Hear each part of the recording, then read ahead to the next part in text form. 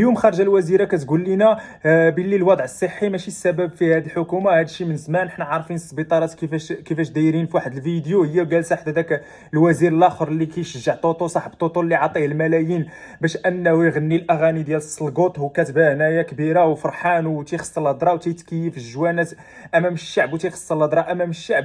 هذاك الوزير اللي جالس حداها، اما هي قالت لك الحكومه ماشي هي السبب. اذا شكون هو السبب؟ علاش كتقولوا لنا صوتوا علينا وغنصلحوا لكم الصحه، صوتوا علينا وغنصلحوا لكم التعليم؟ واش اي حكومه غتجي غتقول لك لا انا ماشي السبب؟ وهاد السنوات كامله شنو كنتو كديروا في الحكومه؟ يعني ماشي معقول ان اللي جاي بدا يقول لنا انا ماشي السبب. راه حطيناك تما باش تصلح، ماشي تقول لنا انا ماشي السبب. هذه هضره خاويه. لا ماشي الحكومه ديالكم اللي كانت كتقول ربحنا ربحنا المعركة. المعركه وسجلنا الزليج وسجلنا القفطان وداك التخربيق. هادو هما المعارك نتوما اللي كتربحوها، ما تربحوش معركه الصحه والتعليم. كلنا ضد التخريب، حتى شي واحد ما باغي التخريب ديال الممتلكات. هذا الوضع هذا اللي واقع من البارح تيعصب، حتى واحد ما قابل بهذا التصريحات هذه. راه غير كتزيد تشعل الشباب. صافي اعترفوا بالذنب ديالكم بحال الدول المتقدمه. حط السويرتات ديالك قدم استقالتك، قول ما قدرتش يعني فشلت، صافي الله يعاوننا ويعاونك.